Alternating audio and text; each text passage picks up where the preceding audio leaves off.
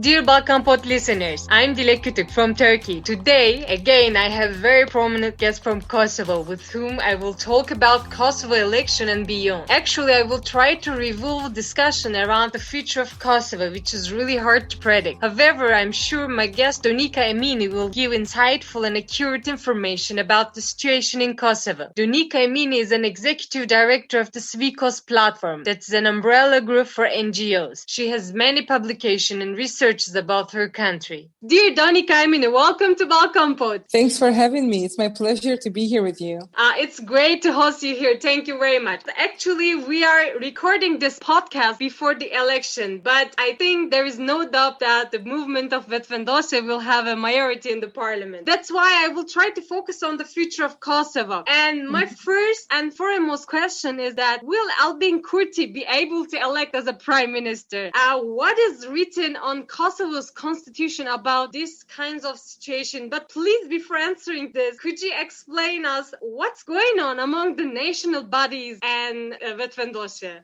It has been quite an eventful month, to be honest, and this is after the Constitutional Court, which prohibited Albin Kurti from running for an MP because of a conviction that he still has. It's an active one that will last until September.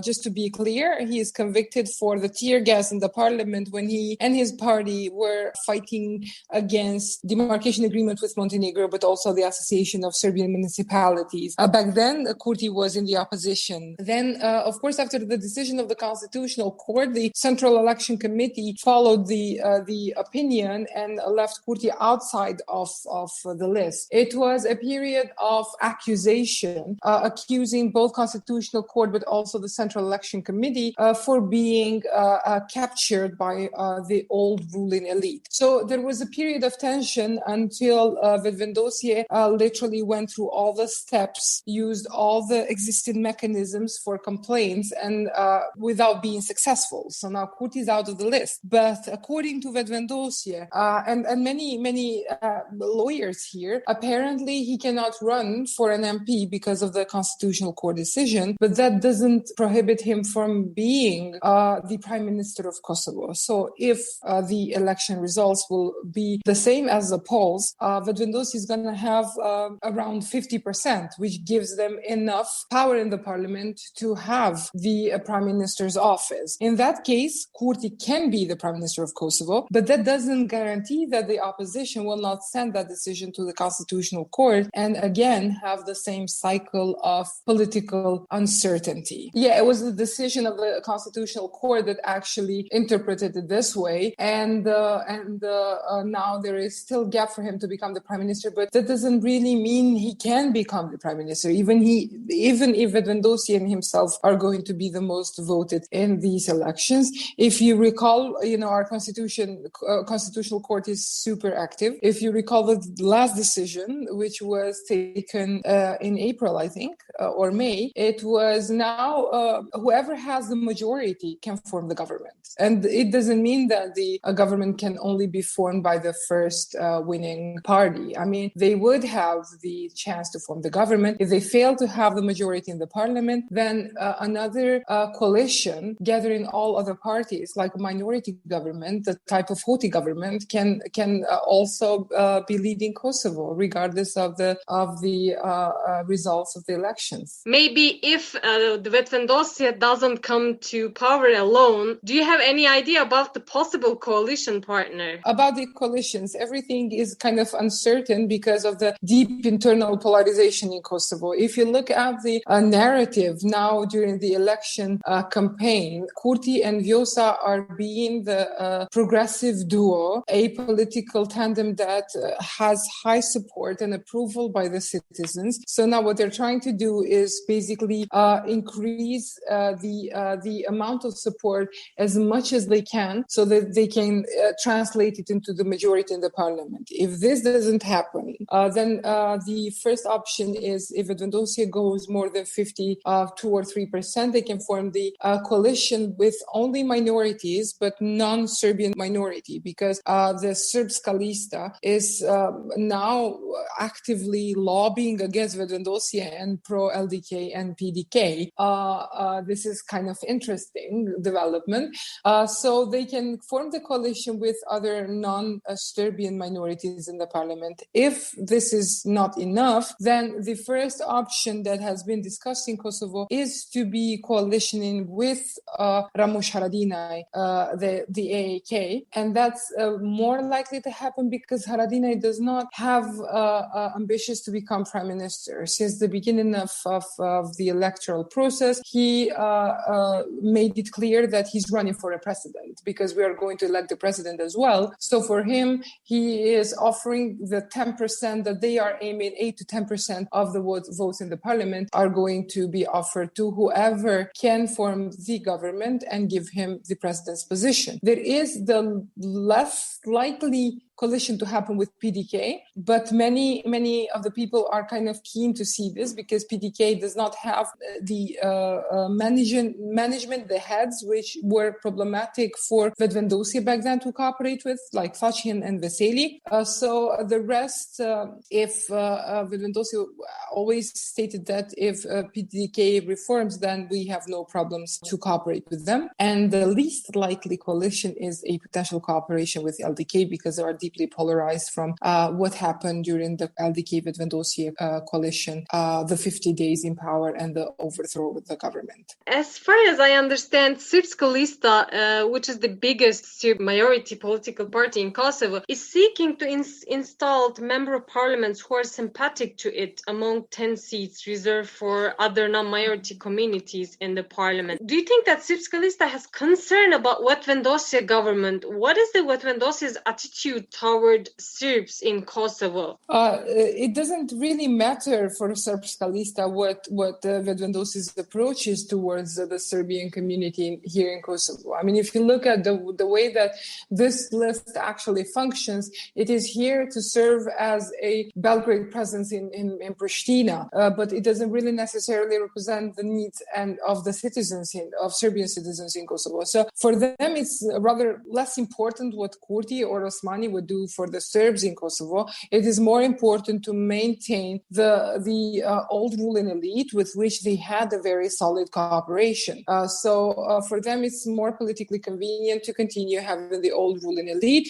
They are persuading other members because in Kosovo, the parliament has 20 reserved seats for the minorities, 10 being for the Serbs and 10 others for the rest. They are persuading people even from the rest of the minorities to actually join them. We are kind of calculating that Srpska Lista will have 12 to 13 MPs in the parliament, which then is concerning because they will be sort of monopolizing political representation of the Serbian minority, but also other minorities, which is then very problematic. There are some other Serbs actually running these elections, but here in Pristina, we never heard of them. I mean, for us in Pristina, it's only Lista Srpska because they have the capacity and to capitalize the vote. The rest of the candidates are rather silent or too weak to actually compete to this. And this is very problematic because we know that it was the whole time basically Lista Srpska defined how the government would look like and then decided to leave and Vučić told them to leave. So it's kind of a political tool of Belgrade and the government of Kosovo. Dear Emini, I already read your latest report published on BIAPEC website, which is really extensive report. And I would like to ask your report headline to you as a question. Do you think that can election bring real change to Kosovo? Why there is a great expectation for the Vetëvendosje government? This is the hardest question because during the panel with BIAPEC, I told them if elections would bring change in Kosovo, we would now be a very consolidated democracy because we have elections every year. But as a process, I think what I like about Kosovo is that it's political instability, but also it's a product of this existence of critical mass that does not exist in other countries in the region, which is great.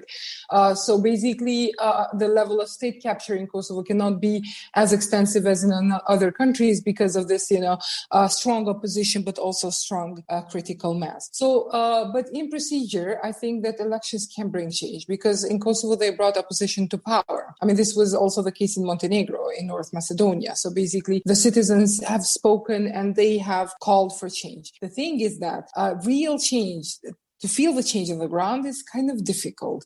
This is not just the case in Kosovo. I mean, if you look at the region, this is the trend also in North Macedonia, because disentangling state capture and everything that has happened in the past 20 years requires a lot of time, energy, but also a political will. So expectations are high for Vetëvendosje, and this is my concern, that when the expectations are high, even the level of disappointment in case if they cannot deliver can be high. And then as far as I can see, because I talk to citizens every day, they're not just giving Vetëvendosje a chance, they are giving Kosovo a chance. Every time I talk to them, they don't care whether it's Kurti or someone else. They're just kind of wanting change. They're trying to give another chance to Kosovo and wait and see if things change for good, and if not, to leave or to make other decisions. So my answer would be that to see real change on the ground would take years, would take a lot of energy, time, and political will. And Vetëvendosje is taking the country in, I think, what's known as the deepest crisis, multifrontal crisis, because we are dealing with political crisis, constitutional crisis, institutional crisis. We are dealing with socioeconomic crisis, and to revitalize everything, what happened since COVID, but also disentangle state capture would require a lot of effort, for which I don't think not Vetëvendosje nor any other party would have to do within one mandate. And this is the problem that we are going to deal with after the elections, because there is a perception in Kosovo that after Sunday, all the problems will go away, and then everything would be solved, and then Kosovo would be set straight, and there will be disappointment when they realize that this is not necessarily the case. For many years, like Turkish President Erdogan enjoy a close relationship with former President Taci and the government approved by him. And however, I think balance of power will change in Kosovo after the election. What are your expectations about the relations between two countries, Turkey and Kosovo? What we also, all the time talk about is just making this difference between what Turkey is for Kosovo and what Erdogan is for Kosovo. Like, if you look at the close relations, individual relationships that Erdogan has with autocrats in the region, it is concerning. They have all this, what happened with the 6 Gülenists here in Kosovo being deported, kind of even kidnapped, and no one actually took a political responsibility for that, besides the 2 ministers, but we know that they were like small players, and Taci was behind it. It's a bit concerning. But when we think about our strategic partners, to be honest, Kosovo never presented Turkey as an alternative to the EU. And I think this is a good thing that has happened in the past years. So thinking that, of course, Turkey is part of NATO, and to some extent was also part of the EU integration process, we rather thought about Turkey as a strategic partner, especially in the defense and security, because bilateral cooperation with Turkey has been quite solid.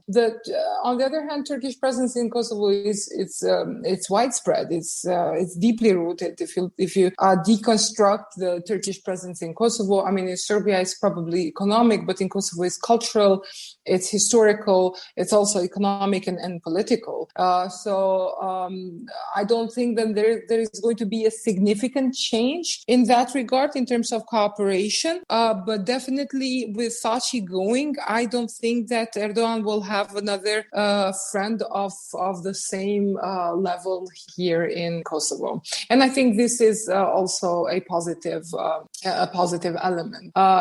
Cooperating between states, whether there are Taci or Erdogan, should exist, but not to the extent that it becomes a process of 2 individuals trying to stay in power and work in their benefits. In the morning, I saw very sad news about the unemployment rate in Kosovo. The number of women seeking job with high education degree in Kosovo is higher than the number of men. And unemployment women outnumber unemployment men. Also, if I compare Slavic women and Albanian women, the unemployment rate of the Albanian woman is much higher than the Slavic woman. So my question is how Albanosphere will solve the problem of women's participation in business life? What are your expectations from politics as a young and influential woman? Oh, it's very hard. If you look at how we developed in the past years, basically we used quotas in the parliament, but also there is a law on gender equality which ensures 50-50 representation of women in and not just in the public institutions, but also in private enterprises. And this has been quite a debatable issue. I mean, this is what the states and what the mechanisms have been built by the Kosovo institutions, of course, with the pressure from women advocates and international community. But the thing is that, this is hardly respected and implemented in real life. If you look at for instance, let's start, because we are going through elections, let's start with a list of candidates, because we have open lists and you can basically see and vote for 5 candidates, up to 5 candidates for the MPs. Only Vetëvendosje managed to get to around 40%. Even them don't have 50% of the list representing women and men equally. And the other list, they barely went to 30%, and that was, basically claiming that they are respecting the gender quota set by law. If you look at the position of women in general, it has been quite hard. First, because there is a high rate of unemployment, and usually this discriminates women. On the other hand, there is, of course, the COVID-19 pandemic, which has hit women even worse than men. This is mainly because women have led small businesses which are based on services, and these businesses had a real hard time and struggled a lot to basically keep going during the almost 1 year of the pandemic. And there was very, very limited assistance provided by the government and some international donors through small grants, which were kind of surviving more than helping them to thrive or expand. How are we going to fix this? I really have no idea. I mean, if you look, I'm again starting with the political campaign, how much little space women get in the public life, it's concerning. I mean, and we have brilliant women who then, if you look the stats in education, basically more women get educated than men, but then the job market basically discriminates them, which is very, very a hard thing to see. What happened last year, for instance, with the Kurti government, they tried to have women experts in the government, and I hope that this will continue.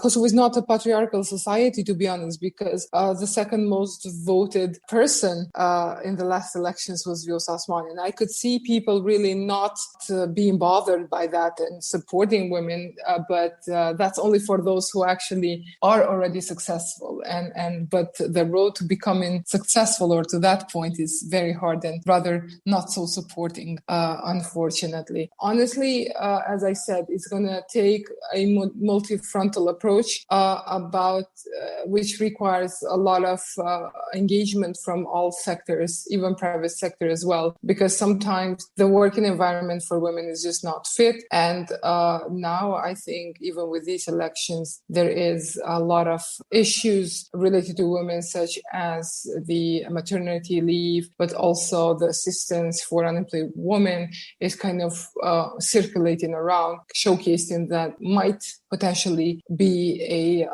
priority in the next government. Dear Donika, thank you very much for being here. I hope it was a very informative discussion for our listeners, and I'm really very happy to meet you. Thanks a lot for having me. It was a pleasure to talk to you, and I hope we will manage to meet after the pandemic is over. Thank you very much. Goodbye. Dear listeners, see you next week, same day and same time.